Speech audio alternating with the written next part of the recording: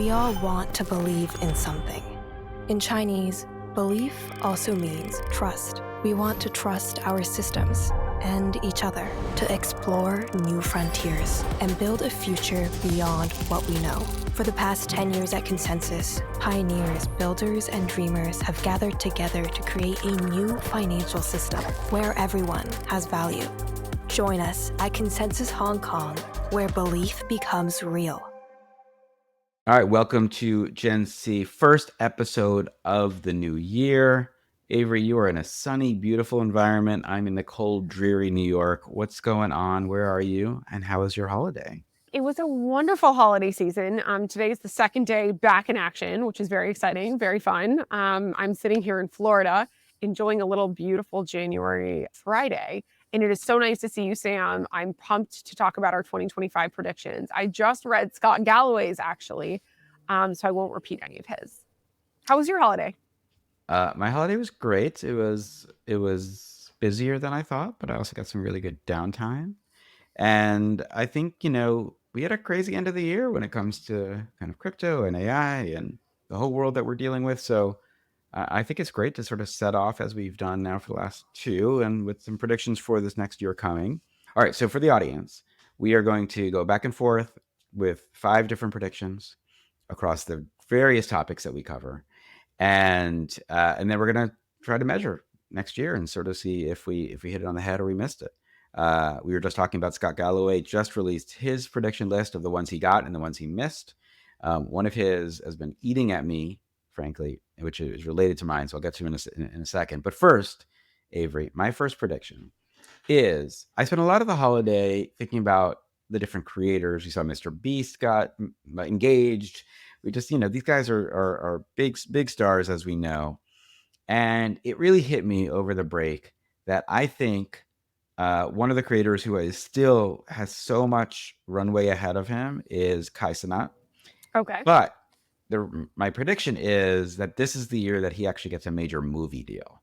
I think he is ready to be one of the influencers that jumps into the fiction scene or the movie scene. I don't know if it's going to be like a Jackass type movie or if it's going to be like a buddy cop movie, right? But I think that, 16 million followers on Twitch, 16 million on TikTok, 11 million on YouTube, 12 million on Instagram. This guy has so much behind him that I think people are ready for him to play a bigger role. And then he did this big Twitch streamathon over December, which so many major celebrities came on, that I think he's also wants to be seen in that air.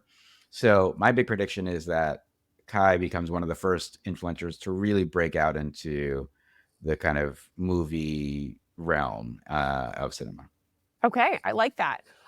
So your prediction is that creators are really going to hit the big screen, specifically Kai. That's who you're calling. I'm going to go in a slightly different direction. I'm going to talk about Gen AI getting more personalized. I think over the last 2 years, we've been talking a lot on the pod about how generative AI has just become ubiquitous for consumers and for professionals. And I think what we're going to see in the next year is it get much more personalized. We've seen this already in sort of individual use cases of like Sam's version of ChatGPT is different than Avery's. I think you're going to be able to like tweak it more to be more and more aligned to what you need, both through specific functions like agent roles and through individuals sort of training and developing their own models or even having favorite models, et cetera. So when you say personalized, just so I want to make sure I can understand this, Yeah. is this where it's, again, Coca-Cola training it on all of its advertising and say, make my ads? Or is this Avery specifically, my agent knows enough about me to start making good dinner reservations when I travel to Japan? Exactly. Good according to me. Right? Like, because what is good according to Avery might be different than what's good according to Infatuation than what's good according to Eater, because everyone has their own taste preferences. So that's what I mean by personalized. It's like really learning and predicting like what that person would like and would enjoy. We've seen this in like shopping recommendation engines and the like, but it hasn't been consumer facing in a way that I think it soon will be. One final question for you on this, because I think it's a really interesting prediction, is do you think this is a new app that has not yet launched that does this? Or is this something that OpenAI or Perplexity or Anthropic, another one, just makes part of theirs? Probably both. I think we'll see some new AI models, particularly like focused on I think, specific task, whether it's like a travel AI thing or something that's like a point solution that people can really see this benefit clearly. And then I think that all of the big, AI companies are going to continue to refine their capabilities in this way anyway. So that's my prediction number one. Love it.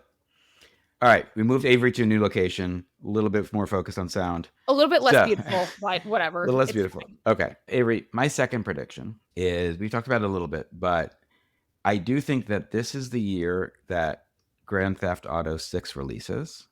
This is my gaming prediction. I think it's going to be the biggest video game of all time. They have Okay. supposedly, this is rumored, they've rumored spent $2 billion making this game. The last GTA came out 12 years ago. So this is a franchise that people have been wanting to play for so long, but I think it's going to be the fastest selling video game of all time. I think it's going to be the most profitable video game of all time. I think there's going to be a ton of product placements in it, and I think it's going to just reset the game industry. They're also going back to Vice City, which is kind of back to their roots. So I think that we're not talking about it now, and I think the fall is when this pops off, really around the holiday season. But I think we're going to be in for such a big amount of hype around Grand Theft Auto 6 that people are just going to lose their minds. Okay, that's a very specific prediction, Sam. I'm predicting the biggest of the year. I'm going big. Okay, this will not be a surprise to any of our Gen Z listeners, but I think that 2025 is going to be the year when live shopping really starts to become more mainstream in the United States. We've seen Mm-hmm. buds of it. It's kind of been blooming. It is, I mean, I was just sort of paying attention across the holidays. Like, it's really taking off. So I think this is going to be the year that brands and consumers in the US start to realize live shopping is a big thing. Think digital QVC happening on TikTok, happening on YouTube, probably happening on platforms like Meta in the future too, but let's see. I've been wanting this to be a thing for so long because I know it's popped off in so many other regions of the world. What do you think have been the barriers to live shopping in the US specifically? I think it's the consumer behavior. Like, that's not a behavior that we have right now, to tune into something and like want to buy it immediately. Americans have been sort of trained on like the Google like last click kind of thing where, you're multiple touch points of consideration. That's how Americans shop. Retargeting, like those things work better in the US than in any other market. Mm-hmm.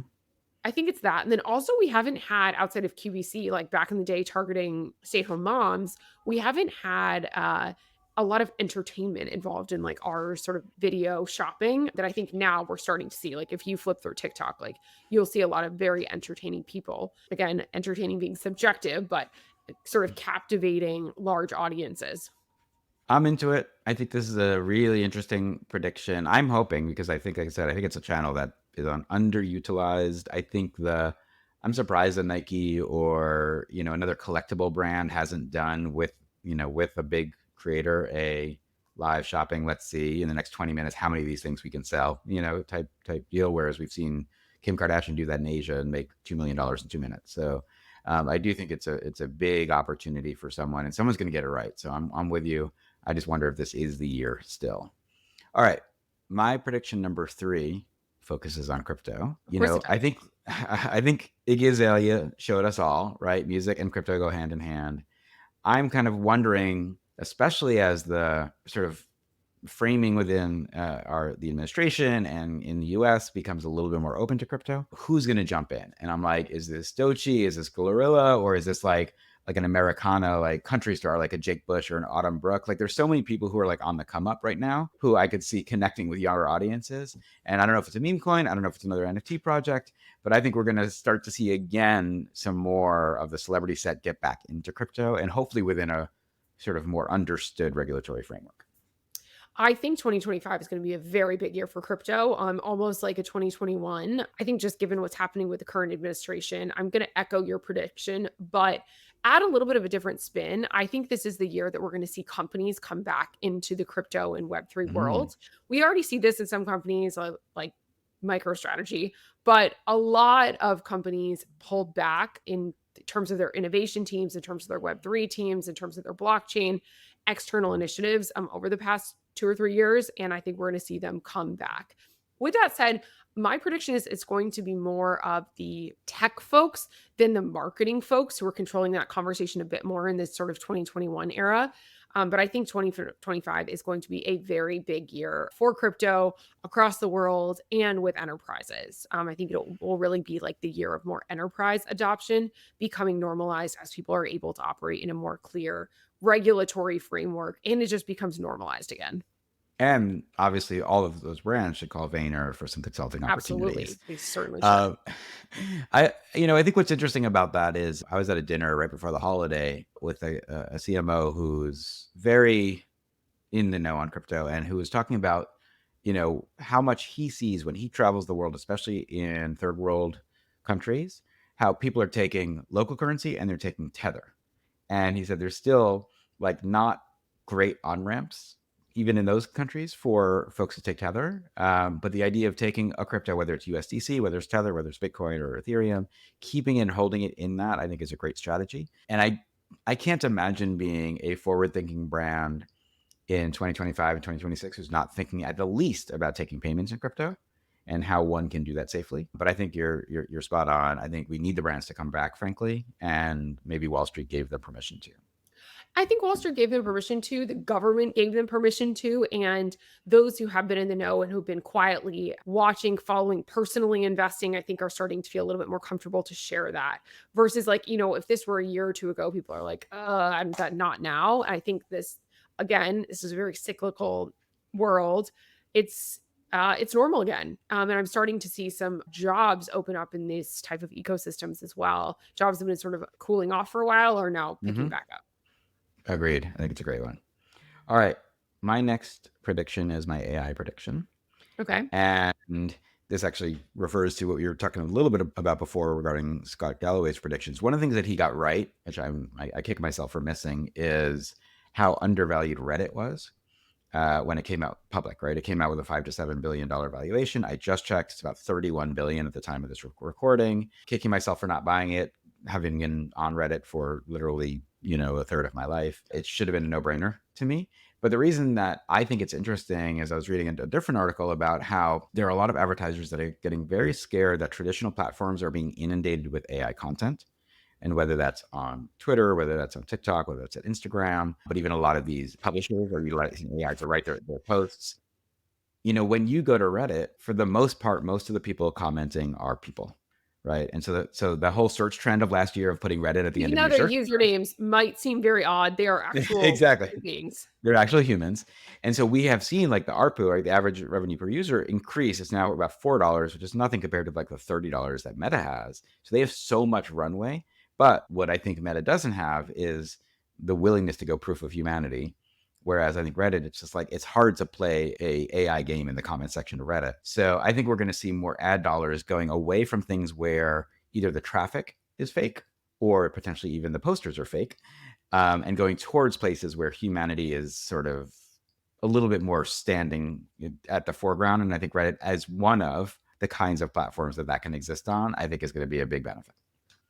I like that prediction though, looking at the last 15 years, Meta has just gone up only. I mean, they've Mm-hmm. taken some punches, but they have managed to be really disciplined in their ability to sort of drive advertisers onto their platform. So let's see about that one.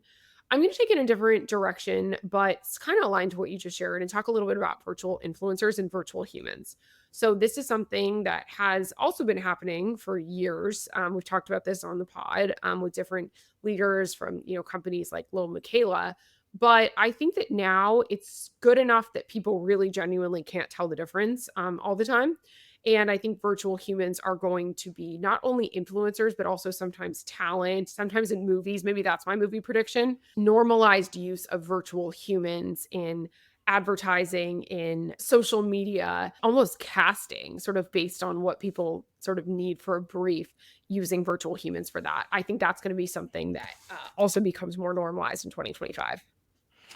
Is there a way that you can give us a hint of maybe how Vayner thinks about the use of virtual humans from a brand perspective? Because I think a lot of people don't even know where to start, frankly. Um, I will say that it's something that we are very cautious about using for brand advertisements right now because there is a big, big risk of blowback and it's not Mhm. perfect right quite yet. And the companies that we're representing, want to operate on the side of like utmost transparency, clarity, and not be too entrepreneurial and stuff like this. Hmm. With that said, we use generative AI video stuff for like backgrounds and Hmm. things of that nature, not yet for humans in any live ads that we've done to date. However, we have contemplated using this in things that where we clearly disclose it, almost building up characters Hmm. who, yes, they're AI, but like they have their own personality and they can do their own things. They have their own favorite foods and they can engage audiences in different ways, almost to like promote products, be ambassadors, that kind of thing. That is where we see an interesting use case.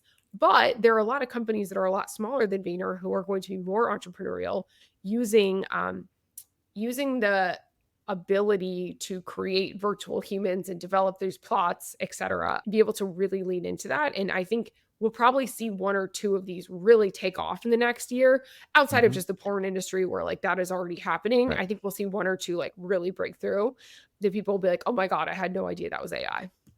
It's bold. I mean, I even wonder if we're going to see legislation. There was that case that came out, what is it, 3 or 4 months ago, where the young teenager committed suicide, Right. and Terrible it's what for seems to AI. be being encouraged by his AI mate.